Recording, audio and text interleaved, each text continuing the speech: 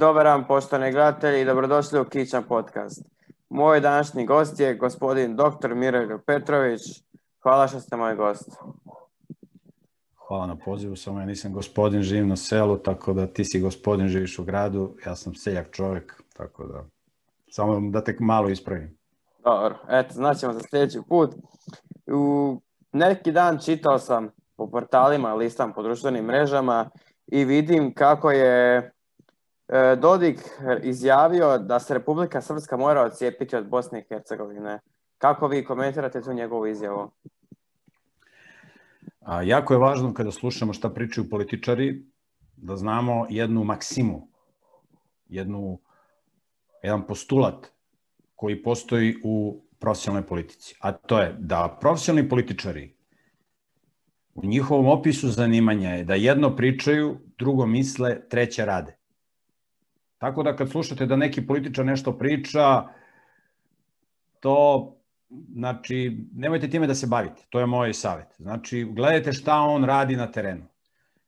Svaki političar je neko ko je kao selektor fudbalske reprezentacije ili nogometne reprezentacije. On tu mora da igra igru, da zadovoljava interese raznih međunarodnih faktora, kao što selektor fudbalske reprezentacije mora da zadovoljava interese menadžera, ovih i onih, jer oni vedre i oblače, tako da moj savjet je da se ne bavimo mnogo time šta političari pričaju. Stanje će biti sve gore i gore svuda u svetu. Treba da gledati da se dislociramo negde izvan grada, da budemo spremni za mnogo teška vremena koje dolaze, a to što političari pričaju, nemojte, moj savjet je da se time mnogo ne bavimo i ja ne bih komentarisao šta političari pričaju, tako da slušam godinama i decenijama šta pričaju, a u stvari u praksi se rade neke druge stvari, tako da gledamo, oni rade svoj posao, mi radimo naš posao. Da, ali kada je to on izjavio, NATO je rekao da bi on podržao, da bi NATO članice bi podržale Bosnu i Hercegovinu.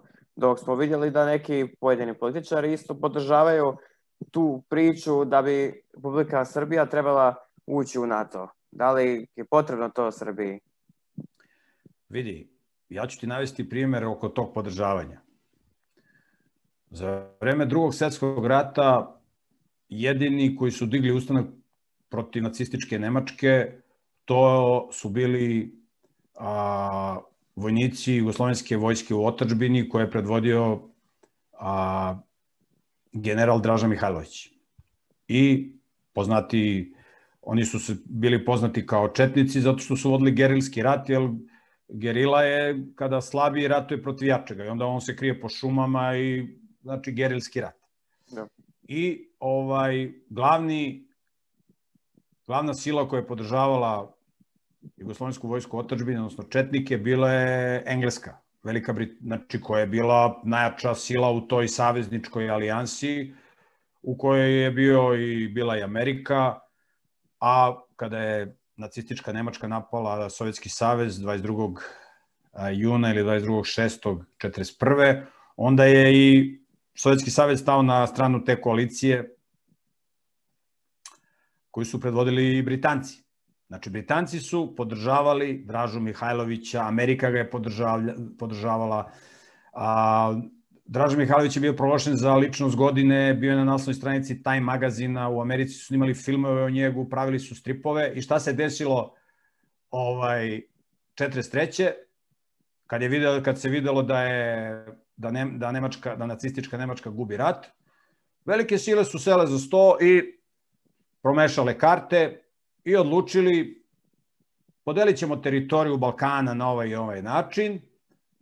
Draža Mihajlović, kome smo snimali filmovi, proglašavali ga iz najvećeg junaka, da je on odlučio sudbinu Drugog svjetskog rata ili sprečio dotok oružja preko Srbije i Grčke i Soluna tamo u Afriku, jer ključna bitka je bila na jesen 42. kad su Britanci pobedili naciste, a jedan od glavnih razloga zato što nacisti nisu imali opremu i oružje da dođe preko Solunske luke u Afriku, jer su četnici Draže Mihajlovića imali 1499 diverzija.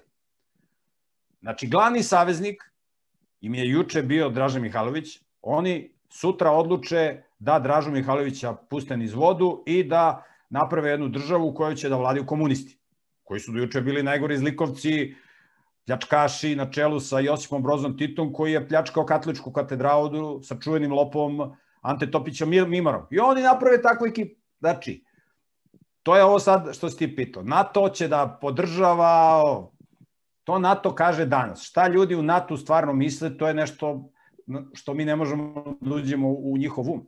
Tako da to što oni jedno pričaju, sutra oni mogu da promene priču, mogu da pričaju nešto treće, a da rade nešto peto. Da. Tako da, razumeš, tako da to šta velike sile se oni dogovore, mislim velike sile kad Boga nema, onda miševi, kad mačke nema miševi kolo vode, tako da kad nema Boga, onda velike sile, takozvane velike sile, ovozemaljski ovi kriminalci, oni vode kolo. Šta će oni između sebe da se dogovore? Razumeš, te ljudi koji vode te velike sile, to su kriminalci koji su duboko u okultizmu i oni narod gledaju kao stoku. Svaki narod, ne samo narode na Balkanu, nego generalno. Oni svoje narode gledaju kao stoku i ti kad vidiš kako oni se ophode prema njima i kakve im zakone uvode i kako oni žive tamo, žive stvarno kao stoka, razumeš? Tako da oni tretiraju narod kao stoku i oni se između sebe lako dogovore, oni zarate pa se dogovore, pa pomešaju karte, tako da šta će NATO danas, sutra, preksutra, to je sve neizvesno.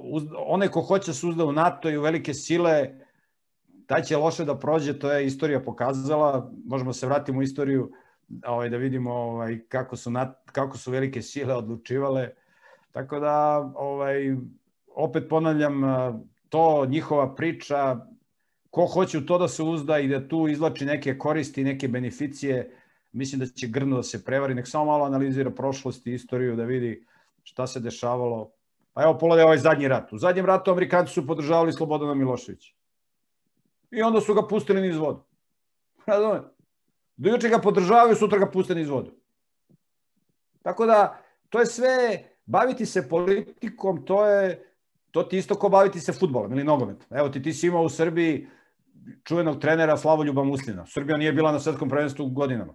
I on uvede Srbiju na svetsko prvenstvo. I kaže on, ja ću da sastavljam tim reprezentacije, neće meni niko da se meša. I oni naprave sastanak u Fudbalskom savezu Srbije i smene ga. Razumeš, dovedu svog čoveka. Šta bre, neće tebi niko da se meša. Tako da, tako ti isto u politici. Oni mogu da okrenu ćurak na ovamo, na onamo, i NATO, i ovi, i oni. Zato mi treba gledamo svoja posla, da se ne bavimo njihovim političkim igrama i njihovom manipulacijom ljudima. To je moje mišljenje. Tako da, to što je NATO danas rekao, ovo sutra ono, prekosutra ono, ja se mnogo time ne bavim i ne računam uopšte na to. Još jedno pitanje vezano samo za to. Treba li onda Srbija biti dio članice NATO-a? Mislim, da li bi to bilo glupo nakon što su oni bombardirali Srbiju? Vidi, znaš kako, sve se gleda kao trenutni interes. Znači, sve se gleda kao trenutni interes i time se bave ljudi koje Bog postavi da vode državu. Znači, u Srbiji postoji neko ko vodi državu, zove se Aleksandar Vučić. Njega je Bog postavio da vodi državu i on zna kako funkcionišu geopolitičke situacije u Evropi, u svetu, u Americi, tamo, ovamo, gore, dole. I on najbolje zna koja odluka treba da se donese. To znamo iz istorije. Evo navešću ti primer za naš prostor. Hitler, kada je počeo tamo da žari i da pali, videlo se da je Hitler jedna sila koja je bila siledžijska. Srbija je ratovala u Prvom svetskom ratu protiv Nemačke. U stvari krenula da je ratuje protiv Austrougarske. Austrougarska je zaratila protiv Srbije, posle se priključila Nemačka i Bugarska. Dok je bila sama Austrougarska, Srbija je razvalila Austrougarsku u čuvenim bitkama na Ceru i na Kolubari, a onda su se uključili Nemačka i Bugarska. I Nemačka je bila agresor, u Srbiji je 1/3 populacije ubijena za vreme Prvog svjetskog rata, 2/3 muškog vojno sposobnog stanovništva je bilo ubijeno. 2/3. Znači masakr od te Nemačke. I sad pazi, kada je ubijen kralj Aleksandar Karađorđević, tu je bio neki Karađorđević koji se uopšte nije bavio politikom. Zvao se Pavle Karađorđević. I sticam okolnosti, on iskoči kao prvi čovek države Jugoslavije. I on kad je video, znači to je Bog tako udesio da on dođe kao jedan miran čovek, ali pametan. Video je kako situacija se odvija u svetu. I on dođe i potpiše sa Hitlerom trojni pakt, znači sa Nemačkom. Ovo ti sad apropo pitanja koje ti sad pitaš, da li Srbija da potpiše sa NATO-om kad je NATO pre 22 godine bombardovao Srbiju. Da. Knez Pavle je 41. A samo nekih 22-3 godine pre toga je Nemačka palila po Srbiji. Mislim i Austro-Ugarska, tad je Nemačka već priključila sebi Austriju. Znači ista situacija kao da. I knez Pavle proceni, pošto vidi da dolazi rat, da je za Jugoslaviju najbolje da ne učestvuje u tom ratu. I on je tu da potpiše, on potpisuje sa Hitlerom trojni pakt i tu on dobija garancije da se Jugoslavija neće mešati u rat, šta će Hitler da radi, nek radi šta hoće, a nemačka vojska neće moći da prolazi kroz Jugoslaviju, znači Jugoslavija će bude neutralna, zvanično će ona da bude deo trojnog pakta. I on kad je to potpisao da bi kupio mir, digli su se ovi banditi u Srbiji, razumeš, i napravili državni udar potpomognuti britanskim kriminalcima. Razumeš, jer britanski kriminalci su hteli da Srbiju uključe u rat protiv, da mobilišu što veće snage u ratu protiv Hitlera. I oni izvrše državni udar i smene kneza Pavla i desi se masakr u Jugoslaviji. Razumeš, Jugoslavija uđe u rat, podeli se odavde nacistička Nemačka, odavde Bugarska, odavde ovi, odavde Italija, razumeš? Ubijeno, razumeš, na teritoriji bivše Jugoslavije je ubijeno u Drugom svetskom ratu negde oko 2,5 miliona ljudi. Što je 2,5 miliona ljudi, znači masakr. Ali eto, knez Pavle je potpisao u tom trenutku ugovor, trojni pakt, da bi kupio mir. Tako da, ako će potpisivanje ulaska u NATO pakt da bude korak da se kupi mir, ja znam da će sad ovi veliki srpski patriote, nacionalisti, da razumeš, da mene napadaju ovo. Ti kad si odvojen od Boga, to je kao kad si u konclogoru. I ti u konclogoru igraš igru. Ovaj komandant konclogora može u svakom trenutku da pošalje ekipu da te ubiju. Tako ti u demokratiji. U demokratiji oni mogu da te bombarduju kad god hoću, mogu da te optuže za šta god hoćeš, mogu da ti dignu auto u vazduh i tebe u auto, mogu ti pobiju, uđu u stan, pobiju ti celu familiju. I da nikome ne odgovaraju. Polo što su radili komunisti posle Drugog svjetskog rata. Više desetina hiljada ljudi su ubili, nikome nisu odgovarali. Zašto? Zato što su imali podršku spoljnog faktora. Ti si imao ovde u Srbiji, pričam za Srbiju, ne pratim mnogo dešavanja, znam grubo u Hrvatskoj šta se dešava, ali evo ti, na primjer, u Srbiji, kad 5. oktobar, kad se desio 2000. kad su došli Đinđići, ovi banditi, oni su po Srbiji ubijali koga su hteli, nikome nisu oni, nikada Zapad nije izrazio zabrinuto što su oni ubili Dragana Maleševića Tapija, jednog od najuticajnijih ljudi u Srbiji, što su ubili tamo nekog srpskog patriotu, na autoputu ga izvukli iz kola, vukli ga po asfaltu, ubili ga, razumeš, pobili sve u kolima, razumeš, tamo nekog Nebojšu Krstića. Ti danas imaš na Kosovu, tamo maltretiraju Srbe, pale im crkve, nikome ne odgovaraju. Znači, kad ti imaš međunarodnu podršku, ti možeš da radiš šta hoćeš. Znači, u jednoj ludnici i bez Boga. NATO pakt možda napadne koga hoće, na prostorima Balkana, ne može da napadne sad Rusiju, zato što Rusija ima nuklearno oružje. Ali ko smo mi na Balkanu? Šta Srbija koja je odvojena od Boga? Zašto bi Bog branio Srbiju kad Srbija neće Boga? Drugo, kad bi se Srbija okrenula Bogu, razumeš, kao što piše u Bibliji, ali to nikoga ne zanima u Srbiji, ljudi misle da sam ja lud. Niko ti neće pomoći ako sam sebi ne možeš pomoći, ne kreneš. Tako je. I sad ako mi hoćemo da se uzdamo, mi možemo da se molimo Bogu u Srbiji, i to sam ja više puta rekao, da se mi molimo Bogu za predsjednika Srbije, Aleksandra Vučića, koji nije savršen čovjek, koji ima svoje nedostatke i mane. Svi ljudi koji su vladali u istoriji su imali nedostatke i mane. Ali ti kad pogledaš svaki put kad su ljudi rušili vlast, ja mogu da pričam za Srbiju zato što sam istraživao najviše istoriju Srbije, pošto sam odavde i Srbin sam i tako dalje.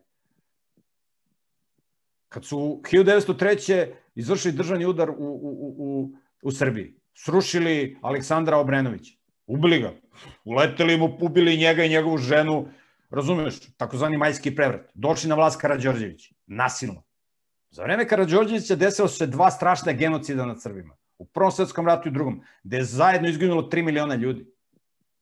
Kad si imao državni udar. I Bog pošalje kneza Pavla, mirnog čoveka, koji kupuje mir, potpisuje trojni pakt sa Hitlerom, i onda ovi se dižu i ruše kneza Pavla. I novi genocid. Razumeš? Tako da, šta će da uradi predsjednik Srbije? Ja mogu kao religiozan čovjek da pozovem ljude da se mole Bogu za njega, nikako da ga ruše, jer Boga je postoji. Bog može da ga smeni u svakom trenutku. Bog može da izazove bolest na njega, može da na 1000 načina može da ga skloni ako je to Božja volja. Ali rušenje vlasti, to je nešto najgore što može da se uradi u jednoj državi. To je nešto, mislim, to je biblijska zapovest da vlast treba se poštuje, osim ako vlast atakuje na tvoj život. Vlast ne atakuje na tvoj život danas u Srbiji da bi mi rušili Vučića, što će on sutra da potpiše, mislim, ako bi on sutra potpisao, on zna šta je najbolje da se kupuje mir. I sve ovo što Vučić radi, ne sve, ali veliki deo onoga što radi je kupovina mira. Tebi spoljni faktor određuje kakve ćeš zakone da uvodiš u Srbiji. Nemaš ti tu veliki prostor da ti sad nešto biraš, hoću, neću. Imaš ti prostor, ali taj prostor ti je sve manji i manji. Oni tebe, jer demokratija je takav oblik državnog uređenja da su tebi vezane ruke. Tebi su vezane ruke. Ti nemaš tu veliki prostor da uradiš nešto za narod. Ne možeš. Ti ako kreneš nešto pametno da radiš, odmah će skoče takozvana satanska policija, to su ovi satanski mediji, koji će odmah svaki oblik morala da skoče da ismejavaju. Evo sad su objavili u Srbiji i krenuli su odmah da ismejavaju. U Novom Pazaru, gde živi jedan od najpobožnijih ljudi koji je na uticajnom mestu, znači sigurno najpobožniji čovjek koji je na uticajnom mestu, muftija Zukorlić, Muamer Zukorlić. On je čovjek bio muftija i kad je vidio da kao muftija nema veliko ovlaštenja, on ušao u politiku. I on je u Novom Pazaru, ti imaš bazen gde od 3 do 5 popodne se kupuju samo žene u Novom Pazaru. Znači, nema muškaraca. Hoće žene da dođu, da se skinu kupaće kostim, da ih ne gledaju muškarci. Da. Znaš li ti kad su skočili ovi evropski mediji u Srbiji da to ismejavaju? To je bilo ono, vidi ovo, žive u kamennom dobu. Naravno, muftiju Zukorlića to ne interesuje mnogo. On radi svoj posao, otvara škole tamo gde će da bude red, moral i tako. Oni njega ismejavaju, nađu tamo neku feministkinju, neku, razumeš, neku, kako se zove, Aida Ćorović, neku polupanu, razumeš, da ona njega nešto kao proziva, on nema građevinsku dozvolu za neku šupu što je pravio, nema sanitarnu inspekciju, ona njemu pronalazi mane, razumeš, on to ignoriše, on gleda svoja posla. Tako da čim ti kreneš da radiš nešto pametno, oni tebi smeju, tako da li će sutra predsjednik Srbije da potpisuje ulazak u NATO ili neće, ili će da pravi neke druge koalicije, to nije u mom domenu. Ja pozivam ljude da se okrenu Bogu, da žive moralno, da se stvori jedno malo tkivo od zdravih ljudi, da Bog obnovi teokratiju. Ja na tu kartu igram.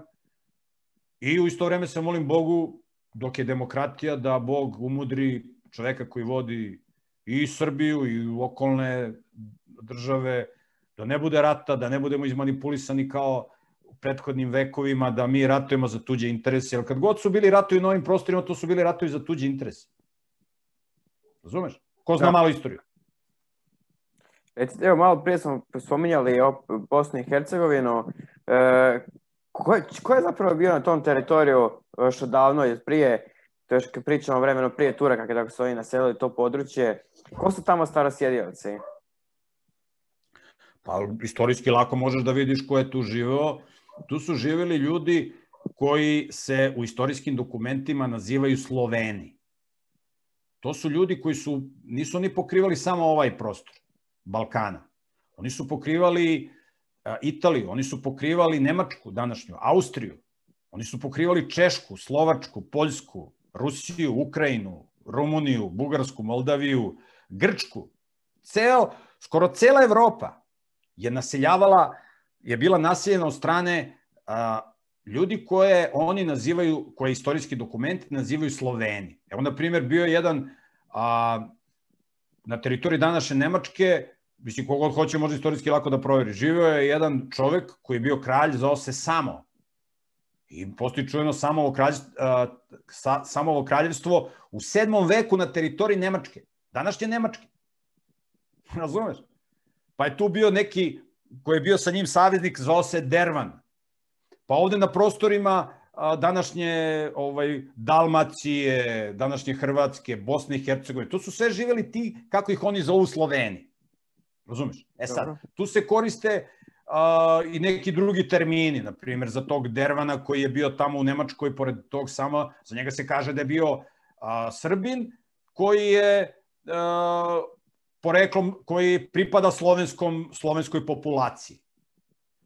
E sada, ko su ti Sloveni? To su ljudi koji slove ili govore istim jezikom. I imaš ti, kaže se bogoslov, neko ko govori reči o Bogu. Da. Tako da su ti Sloveni, koji su živjeli tu, znači na teritoriji današnje Evrope, pokrivali su 80-85% današnje Evrope. Oni su govorili istim jezikom i zato su se zvali Sloveni. E sada, radi se o tome što u 5. veku kada je propalo Rimsko carstvo, u Rimskom carstvu ti nisi imao te nacionalne podele, nego su svi bili Romeji. Kao što su nas učili u Jugoslaviji, svi smo Jugosloveni. Znači, nije bilo ono Srbi i Hrvat, nego svi smo Jugosloveni. Razumiješ? E tako su u Rimskom carstvu svi bili Romeji ili Rimljani. Svi. I tu nije bilo, razumeš, da su se spominjali neki narodi i tako dalje. To je bilo, svi su bili Rimljani, kraj priče. Da, i nema dalje. E tako su ovde su bili, ljudi su bili, i sada ti posle raspada Rimskog carstva, polako su određeni narodi krenuli, da kažemo, da se nacionalno osvešćuju, razumeš, isto kao kad je umro Tito 80. Koliko je trebalo? Trebalo je 10-15 godina da ljudi počnu da se bave svojim poreklom, istorijom, pa da kažu, ja sam Hrvat, ja sam Srbin, ja sam ovo, ja sam ono takozvano nacionalno osvešćivanje. Tako da ti imaš u 7. veku da se spominju, u 7. veku se spominju, na teritoriji Nemačke se spominju ti Sloveni, koji govore istim jezikom. Ali vidiš, ti Sloveni su Germane sa kojima su bili u kontaktu, oni su njih nazivali Nemima, jer ne razumiju šta pričaju. Da. I mi kažemo Nemci. To samo mi govorimo. Nigde ti u svetu Germane ne zoveš Nemci, to samo ljudi koji slove istim jezikom, a to smo mi. Razumeš? Mi zovemo njih Nemci. Nigde one njih Nemci ili Nemačka, to ne postoje, razumeš? Samo kod Slovena. Tako da su ovde živjeli Sloveni. Međutim, tokom istorije velike sile su se borile za zauzimanje teritorije gde su živeli Sloveni. S jedne strane imao si centar u Konstantinopolju, a s druge strane si imao centar u Rimu. I oni su se borili za prevlast. I onda se tu, kako se tu falsifikovala istorija, kako se tu manipulisalo. To kad bi uzeo da zagrebeš u to, vidio bi da je to luda kuća. I ti kad pogledaš zvanična istorija iz Srbije, i Hrvatske, i Bosne i Hercegovine, i Makedonije, to je istorija cirkus. Jer svi ti istoričari, naučnici, oni rade za platu. I šta im platiš, oni će to da napišu. I onda ko im više plati, oni to rade. Znači, za pare rade, falsifikuju istoriju, znači, to je cirkus zadnje. I sad ti imaš da generalno narodi uopšte na planeti Zemlji, i ovde kod nas na Balkanu, o svojoj istoriji ne znaju skoro ništa. Znači, ne znaju skoro ništa. Evo, na primjer, pazi, sam Hitler u svojoj knjizi kaže Hitler je mrzeo Slovene. Hitler je mrzeo Slovene. On je govorio da 70% Germana su poreklom Sloveni. On je iznao istinu, nije 70%, sigurno je više, ali on je rekao 70%. Znači, kad Hitler kaže 70%, onda zna i da je bar 85%. Znači, on je to priznao. Da. Tako da, ovde je živo jedan narod, jer posle rasturanja Vavilonske kule, Bog je podelio takozvanih 70 naroda, tako piše u Bibliji. Biblija je jedini verodostojan istorijski dokument. Mislim, taj drevni instrument. I ti narodi su podeljeni tako što su im podeljeni jezici. Tako da je ovde živio jedan narod koji je pokrivao, koji je govorio tim istim jezikom. Sad mi možemo da idemo malo dalje pa da analiziramo ko je taj narod koji govori o tim istim jezikom, jer ti kad pogledaš istoriju Balkana, istorija Evrope nema, to je prazan list papira, tu nemaš nikakvu istoriju. Znaš kad se spominje prvi put istorija Evrope? A spominje se kad se spominju, oni to zovu antika, što znači starinski, to ti je 5., 4., 3. vek pre nove ere, kad se pojavljaju Grci. Pre toga, oni nemaju nikakvu istoriju, jer ovde su u Evropi su živjeli neki padavičari, neki domorodci, neki indijanci, nekih, razumeš. Međutim, u 8. veku pre nove ere, kad je 10 izraelskih plemena proterano iz Izraela, oni su naselili Evropu. Oni su naselili malu Aziju i Evropu. Razumeš? I oni su naselili, i ti kad pogledaš genetiku, ti vidiš da je dominantna genetika u Evropi jevrejska genetika. To je tih 10 plemena. Ali je moguće se to dogoditi opet u budućnosti? Da će narod biti protjerani iz Izraela i da će oni pokušati naseliti opet ovo područja?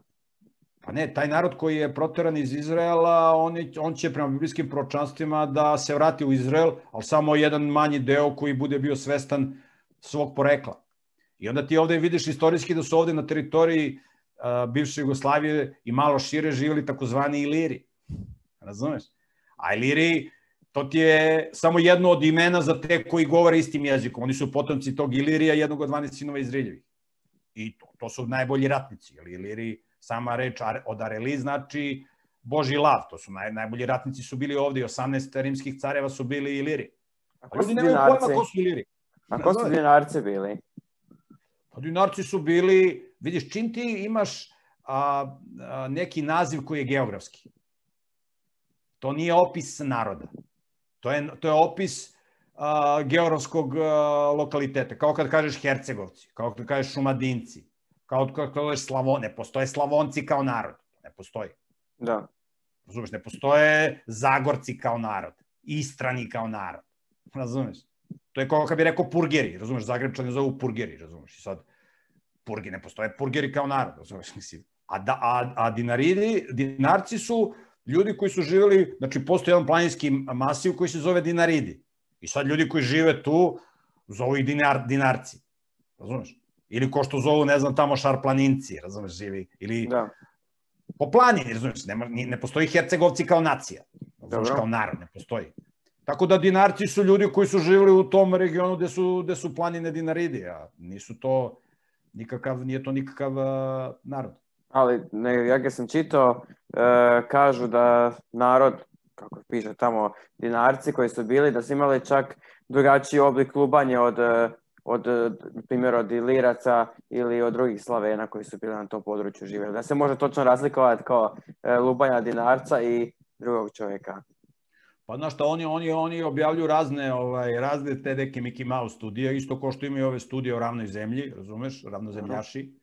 Tako da, ali to nema nikako, razumeš, kao Dinarci imaju kockaste glave, krive noseve, klempave uši, neke nebuloze, mislim, pa daj da vidimo, pa znaš kako, na prostorima, ovde na prostoru Balkana su ljudi toliko izmešani, razumeš?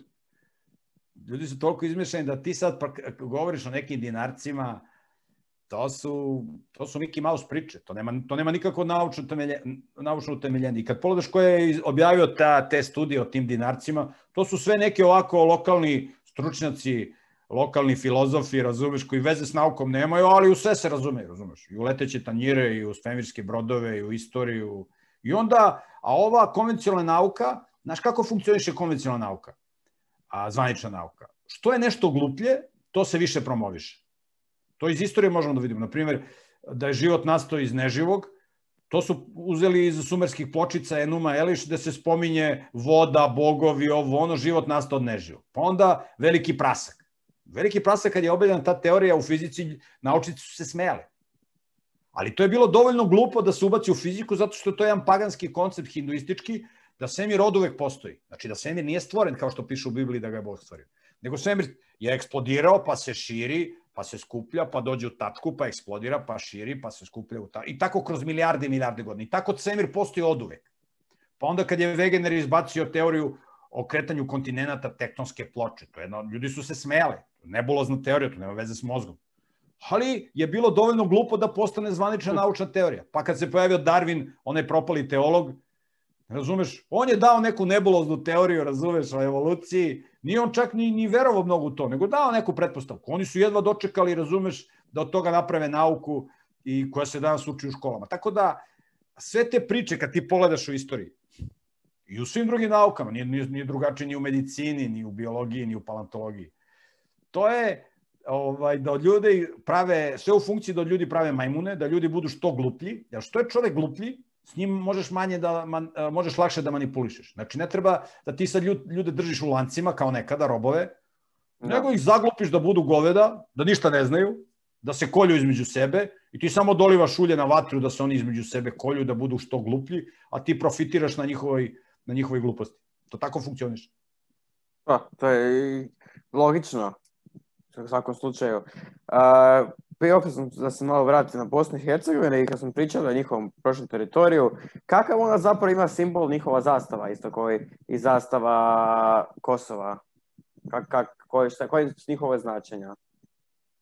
Pa znaš šta, nisam se bavio heraldikom, vidim da imaju neke ljiljane, imaju neke zvezdice koje liče na ove zvezdice Evropske unije, tako da nisam se mnogo bavio, pravo ti kažem, njihovom heraldikom. Nisu to ovi političari pravili, nego je spoljni faktor im napravio, razumeš, zastavu i rekao, ovo će vam bude zastav, oni svi mu, be, razumeš, isto koji na Kosovu, mu, be, šta im oni, razumeš. Tako da, narod, znaš, oni su od ljudi napravili stoku i oni samo klimaju glavom, mu, be, i to šta znači, to znaju ovi koji su im pravili tu zastavu, šta znači. Nisam se mnogo bavio, pravo ti kažem, imaju neki ljiljani, ima nešto plavo, žuto, neke zvezdice, liči na Evropsku uniju nešto, ali nisam se mnogo bavio, to je... Bavio sam se, na primjer, zastavom Dalmacije, to je lepa zastava, imaš 3 lava, jer Dalmati su ilirsko pleme, a Iliri su božji lavovi. To je stara, drevna ilirska zastava. Na primjer, to ima značenje, ovo ima neko okultno značenje, neki demoni, verovatno, ima petokrake, pa petokraka ti je jedan od najmoćnijih satanskih simbola. I ti imaš petokrake, razumeš, na zastavi Kosova i na zastavi Bosne i Hercegovine. Razumeš? Odmah ti je jasno da je neki satanizam, neki okultizam, razumeš, u tu uključen, razumeš? Petokraka koji su nosili Josip Broz i komunisti, razumeš, zlikovci. Ali evo, kad sad možemo se dotaknuti, primjer, zastave Kosova. Njihova zastava je plava pozadina sa nacrtanom njihovom obrisom njihove države. To zapravo, kako bi većina nekih država imala svoje zastave, oni imaju neke kao motive koji opisuju njihovu državu, ali njihova zastava nema takve neke motive na njima. Da li onda će to znači da i taj narod koji živi u toj državi nema neko svoje, ajmo reći, neko značenje i kao povijest tog naroda koji živi tamo? Vidi, taj narod koji tu živi, on ima svoju povijest, ima svoju istoriju, ali oni ne znaju svoju istoriju. Isto kao što ne znaju ni drugi narodi. Evo ti da pitaš Hrvate o istoriji, oni tričuke nemaju, pojma nemaju. Da pitaš Srbe, oni isto ne znaju. Oni znaju nešto od Nemanjića na ovamo, od, razumeš, tu nešto malo znaju. Pre toga, nemaju pojma. Nemaju pojma, razumeš. Ti da pitaš jednog Srbina šta znači ime Srbin, on ne bi znao da ti kaže. Ti kada pitaš jednog Hrvata, koje je najstarije pominjanje imena Hrvat, on ne bi znao da ti kaže. To ne bi znali hrvatski istoričari, ti kažu, jer oni su plaćeni samo da pričaju to što im se kaže. Tako da nisu samo ljudi na Kosovu potpuno neinformisani što se tiče istorije. To je slučaj sa svim narodima na svetu, osim Jevreja. Jedno, Jevreji znaju svoju istoriju zato što čitaju Bibliju. Eto, Bog im je dao Bibliju, pa oni znaju. Ovi drugi nemaju pojma, nijedan narod ne zna svoju istoriju, jer im je istorija podmetnuta i falsifikovana. Čak i Jevreji Bibliju shvataju mnogi alegorijski, na izraelskim univerzitetima se uči darvinizam, uči se evolucija i da je Biblija alegorija. Nisu to bili doslovni Adam i Eva, nije to doslovni bio Noe. To su samo filozofski koncepti. Znaš, kakve oni koncepte imaju? Mislim, ti zvanični istoričari izraelski. To je cirkuzanije. Tako da, kao što ljudi ne znaju ništa o higijeni, pogledaj od čega ljudi najviše umiru. Broj 1, nezdrava ishrana, 2, pušenje duvana, 3, alkohol. Od ovoga umire 80% ljudi danas u svetu. Ljudi pojma nemaju o elementarnim stvarima o higijeni. A kamoli o istoriji. Tako da ti danas imaš da ljudi jednostavno o istoriji pojma nemaju, kao što nemaju pojma ni o nekim drugim stvarima. Tako da to je luda kuća. Sad da ja kažem, ljudi na Kosovu ne znaju svoju istoriju. Pa naravno da ne znaju. Ali ne mogu da pričam ljudi na Kosovu ne znaju istoriju kad ljudi u Srbiji ne znaju istoriju. Da. Ne, ne bi bilo u redu jer treba propagati svoje. Ja sad prozivam ljude na Kosovu i kažem ovi Kosovari nemaju pojma o svojoj istoriji. A šta Srbi znaju istoriju? Da. Pa znaš ti koliko ulica ti imaš u Srbiji i trgova po najvećim zlikovcima, po Josipu Brozu, Moši Pijadi i najvećim koljačima.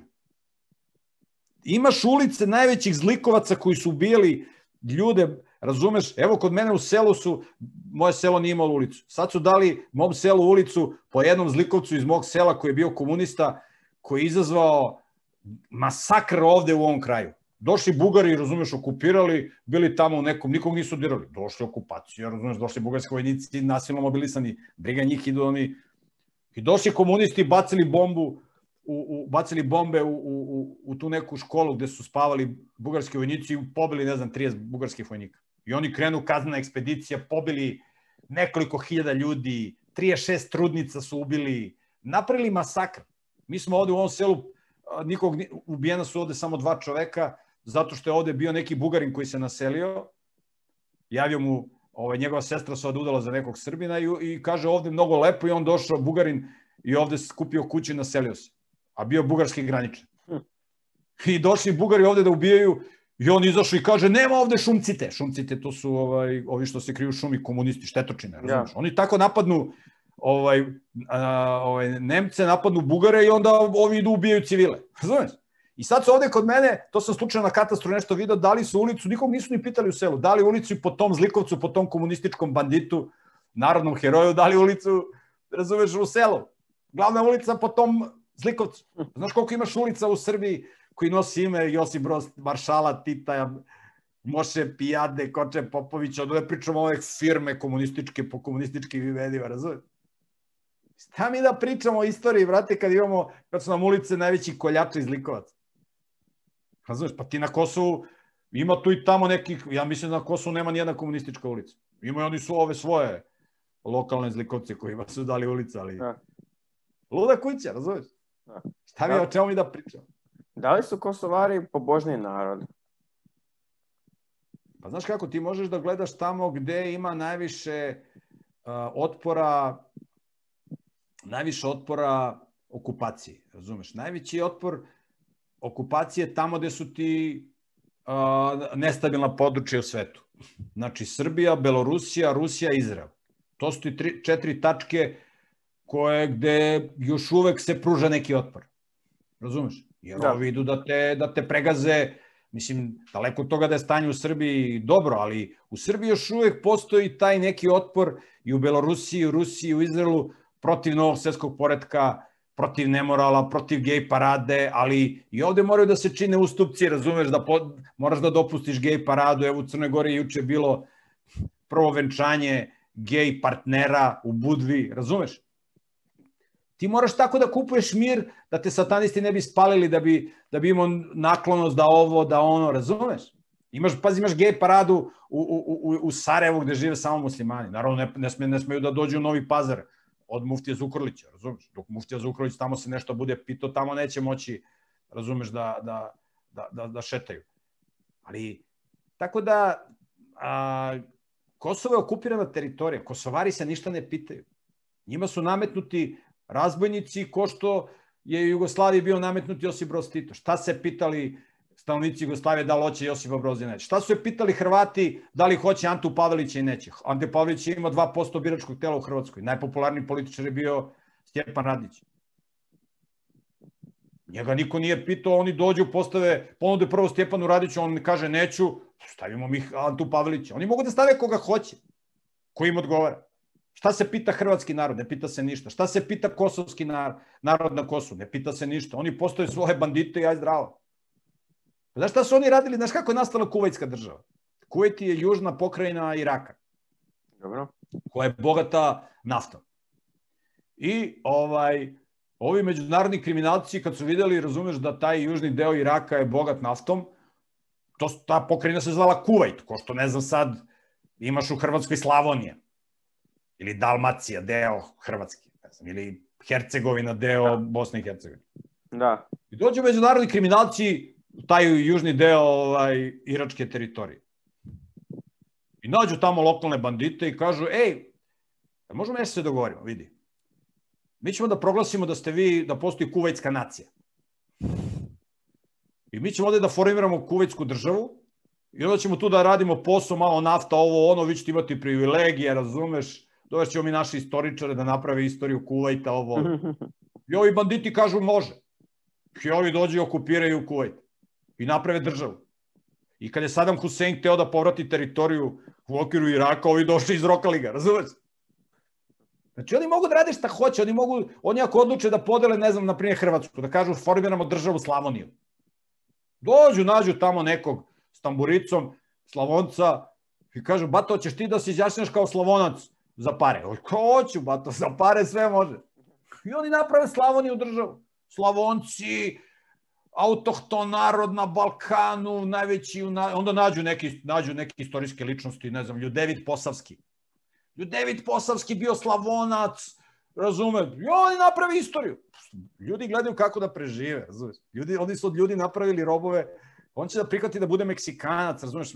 On dođe u Slavoniju i kaže, će budete Meksikanci za pare. Hoćemo, brate, budemo vanzemaljci, razumeš. Da.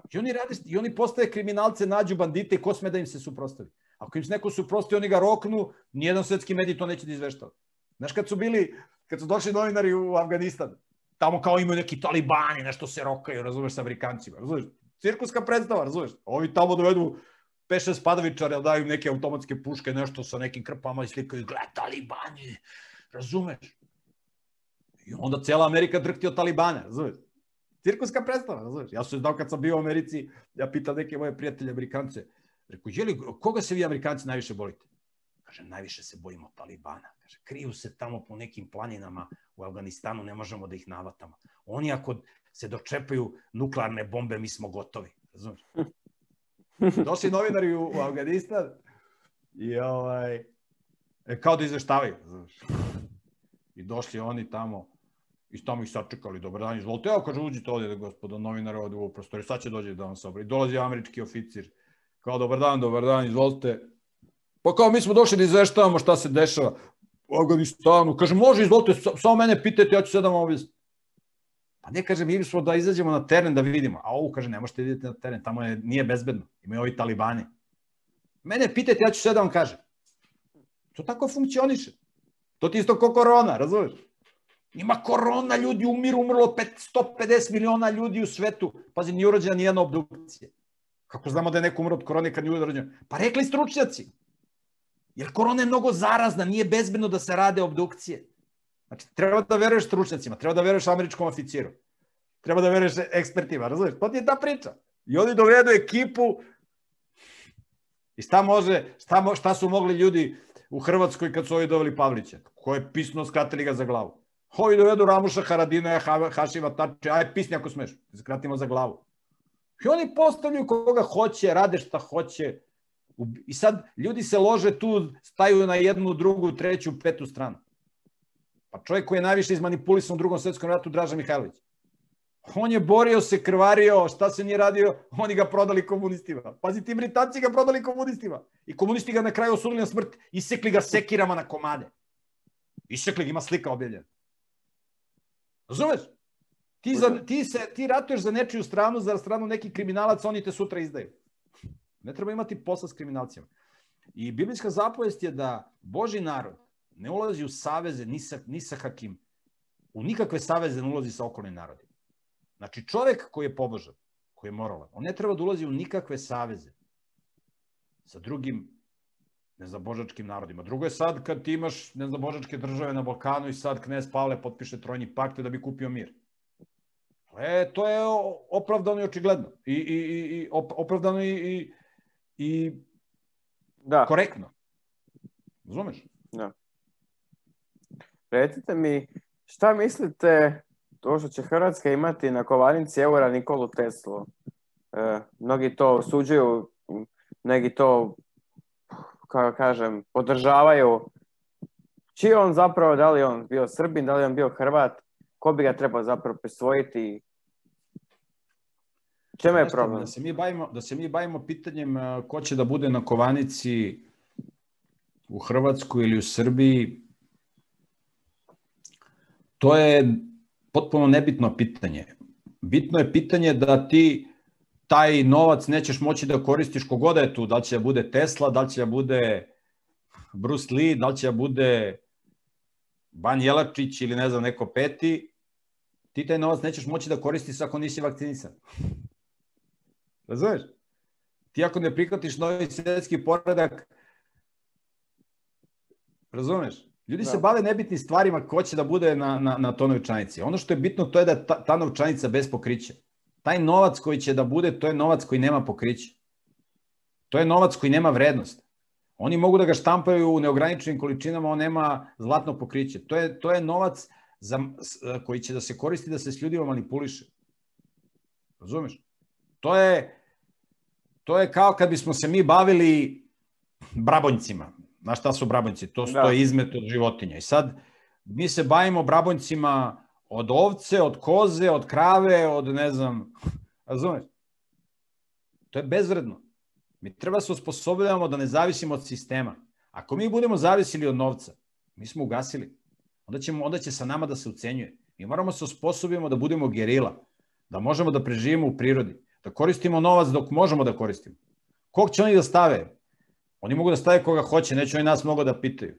To je potpuno nebitno pitanje. Ti danas imaš da se prodaje droga u hrvatskim školama. To pitanje niko ne otvara.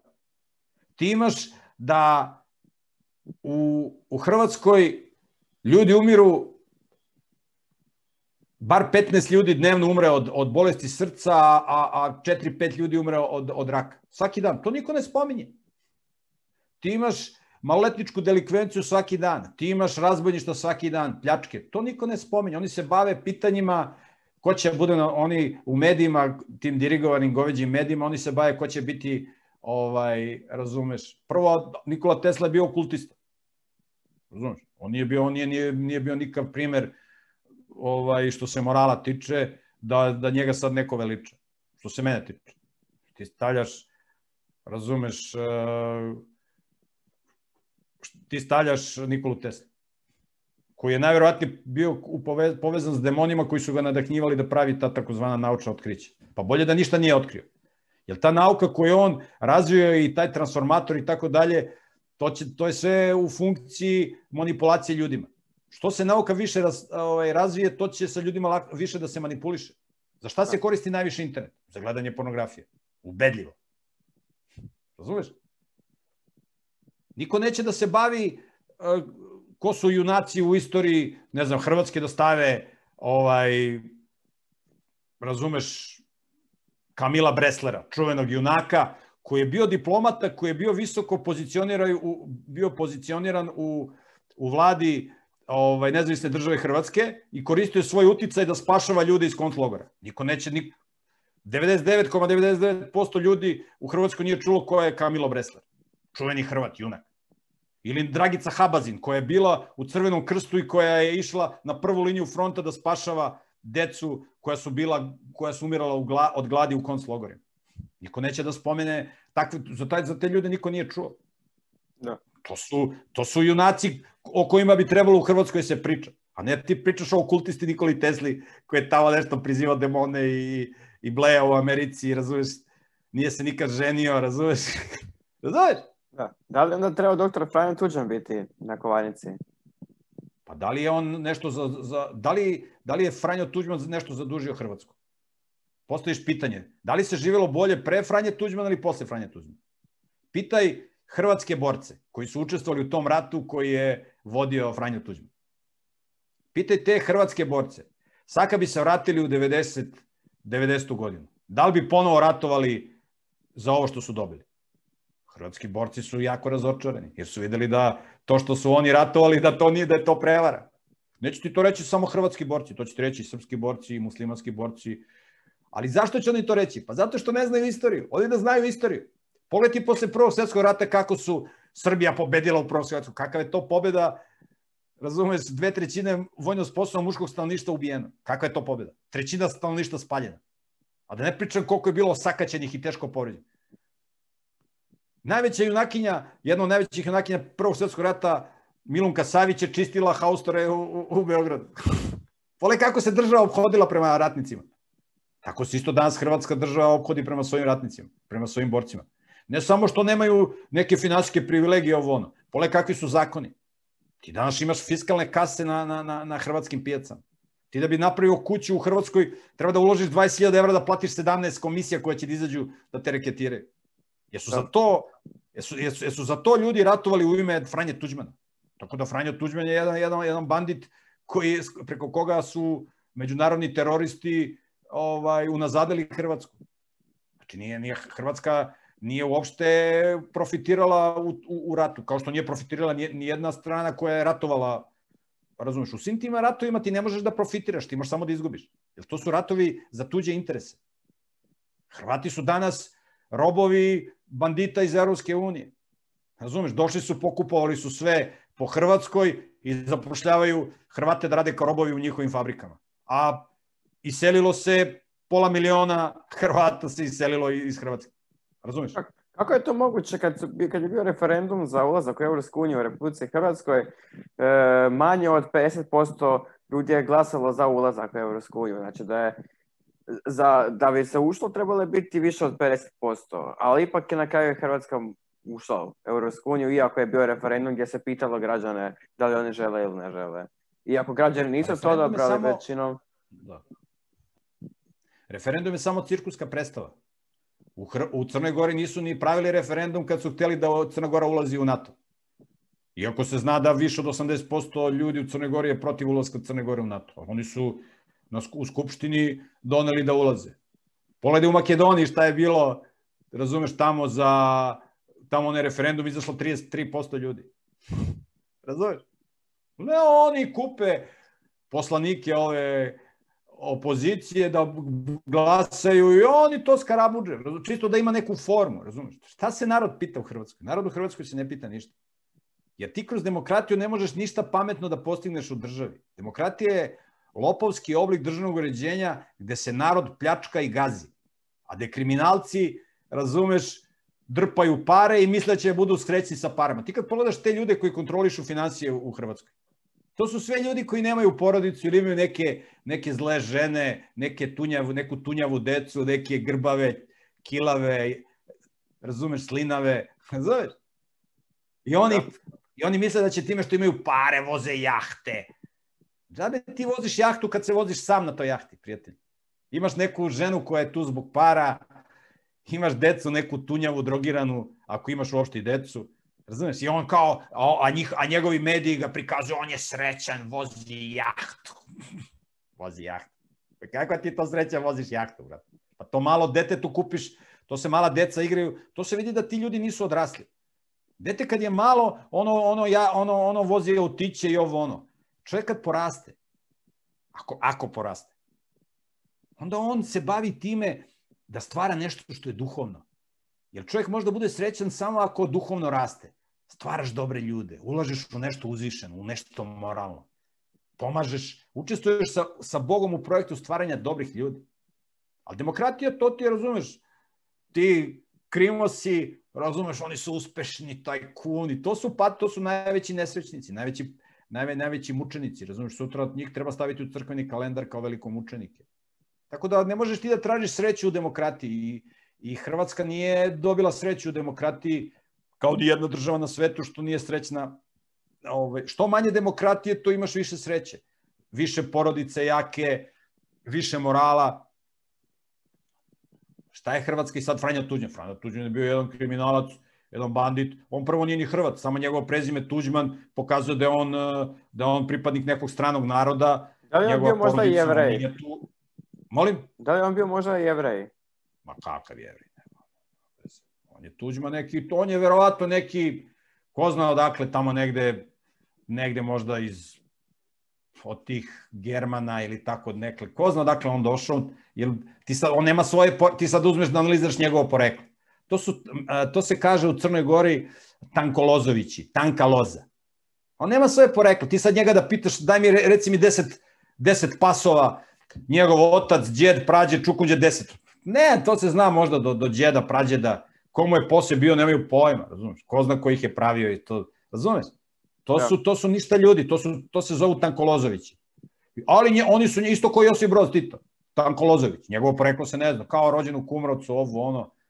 Razumeš, to je neki bandit uličar, razumeš, kog su iskoristili, razumeš, za svoj prljavi, bio kriminalac sa Ante Topićem, Imarom, bio pljačko, razumeš, on nije bio sposoban ni da radi posao, on je bio bravarski pomoćnik, on nije bio bravar je, razumeš, uzvišeno zanimanje, on je bio pomoćnik, dodavao čekić, alat, ovo, ono, i bio lopurda, razumeš, išao da krade i da pljačka, razumeš, on je svoju ženu cinkario, razumeš, boljševicima u Moskvi, razumeš, on je sve svoje najbliže prijatelje, i onda oni nađu tako nekog tunjavca, ko što je bio Tuđman, ko što je bio Josip Broz, razumeš, da manipulišu, i evo pole kako se danas živi u Hrvatskoj. Pole kako gaze narod, kako maltretiraju seljake, ali oni stalno plaše Hrvatsku, plaše sa Srbijom. Ja, to ako vas mi ne zaštitimo, naš, oni kriminalci će da zaštite, pa Srbi i Hrvati su uvek živjeli kao braća i slagali se, još u 5. veku ti imaš istorijske dokumente kako su živjeli Hrvati pored Srba zajedno, razumeš? Oni mi ćemo da vas odbranimo od Srba, pa kad više ne bude Srba, onda će da ih brane od Rumuna, od Bugara, mi ćemo da vas branimo, samo vi, i to ti je ono, kad imaš kriminalci kada reketiraju, razumeš, dođe kriminalac u tvoju radnju, kuc, zdravo, kako si, znaš, imaju tu neki nevaljali, hoće da ti spale radnju, da te maltretiraju, ali mi ćemo da te čuvamo.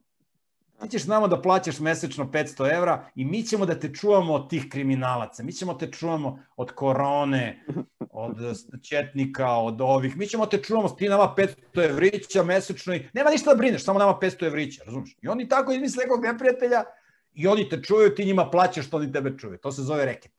Razumiješ? A ko je pametan, hvala lepo, zbriše negde na selo u planinu i nema posla sa njihovim novčanicama, da li će da bude na novčanici Tuđman ili Tesla, sigurno neće biti neko ko je pametan. Pa pole ko je na novčanicama u Srbiji? Razumeš, tamo neki Weifert koji je imao fabriku piva, razumeš, sve neki padavičari, razumeš? Što bi mogli kao neku zaključnu rečenicu dati za ovu cijelu emisiju o čemu smo pričali? Pa, zaključna rečenica je da se ne bavimo onim čime se bave mediji. Mediji se bave samo glupostima. Mediji se bave huškanjem ljudi, mediji se bave širenjem laži. Razumeš? Tamo neki bandit napravi neki incident. Hrvati napali nedužne ljude, tamo neki napravi incident. Albanci napali nedužne. Razumeš? A to sve njihovi ljudi prave, oni pošalju ljude da napravi neki incident i onda optuže čitav narod. I tako huškaju narode i oni narod tretiraju kao stoku, razumiješ? I kad pogledaš u medijima šta se reklamira se gladijatorstvo, znači sport, razumiješ? Evo skoro je objavljen tekst, sad su olimpijske igre. Na šta se radi u olimpijskom selu? To su orgije, brate, ne zna se koga dovaća, razumiješ? Olimpijski savez podržava to, čak im daje besplatnu kontracepciju. Tako je, daje im prezervative, plaća im putovanje, daje im bonuse ako osvoje goveđe medalje i ovo ono. I ti kad pogledaš te medije, oni samo đubre promovišu, ništa pametno. Zato je poenta da čovjek pazi šta čita, šta gleda, šta sluša, šta misli. Odvojiš se od goveđih medija, baviš se pametnim stvarima, čitaš, ako te interesuje istorija, čitaj Bibliju. To ti je jedini istorijski izvor koji je sigurno nije falsifikovan. Imaš sajt biblijskifilmovi.com, gledaj dobre filmove, serije, razumeš da se promoviše moral. Čitaj literaturu vezano za zdravlje, imaš na sajtu zakonizdravlja.com, na sajtu Centra za prirodnjačke studije imaš povezivanje nauke i religije. Baviš se pametnim stvarima. Živi u prirodi, nabavi kera, druži se s pametnim ljudima, nema ih puno, ali se druži. Vidi ako neko zna da radi neki posao, da naučiš nešto od njega da radiš. I izoluješ se od ovog ludog sveta. Ako hoćeš da budeš deo sveta i da učestvuješ u njihovim navijačkim prepucavanjima, u njihovim međunacionalnim sukobima, u njihovim manipulacijama, ti ćeš onda da nagrabusiš. I posle ćeš da kmečiš, neko drugi ti je kriv. Ne, prijatelju, sam si kriv što si dopustio da se s tobom manipuliš. Pitaj te ljude koji su ratovali, pitaj ih da li se s vama manipulisao ili si nije. Ako ne veruješ Miroljubu Petroviću. Otiđi pa ih pitaj da ti oni kažu. Pitaj ove koji se sećaju Prvog svjetskog rata kakva je bila manipulacija. Razumiješ, ja sam skoro pričao s jednim mojim prijateljem čiji je deda bio u domobranima za vreme Drugog svjetskog rata. Kad je, brate, dođe ekipa, nasilna mobilizacija, kraj priče, niko njega ne pita, hoće da ide u domobrane, neće. Dođe ekipa, tako ti je bilo u Srbiji isto. Prođe ekipa, prođu partizani, sve mobilišu koga dohote. Prođu četnici, koga sve je vojno sposobno, razumije. Nema ti tu da se mnogo pitaš. Zato nemoj da si u sistemu, skloni se izvan sistema, živi negde u prirodi, koristi sistem dok može, biznis, ovo, ono, nemoj mnogo da nasedaš na njihove goveđe provokacije u medijima, huškanja i ovo, ono, ako si pametan, tako ćeš da sačuvaš sebe i svoju porodicu. Ako hoćeš da se baviš njihovim prepucavanjima političkim, navijačkim, ovo, ono, onda sutra kmeči da ti neko drugi kriv, razumeš, ali isto si budala, razumeš i šta. Tako da to je moja poruka onima koji gledaju ovaj program. Miroljub Petrović, hvala što si bio moj gost i nadam se da ćemo se vidjeti još jedan put u mojoj emisiji.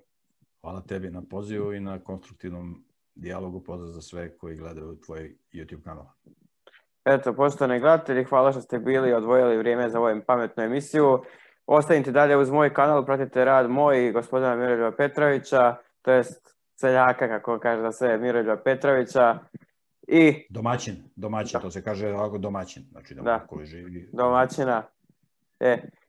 Miroljuba Petrovića, ostanite dalje i vidimo se nekom drugom prilikom. Lijepi pozdrav.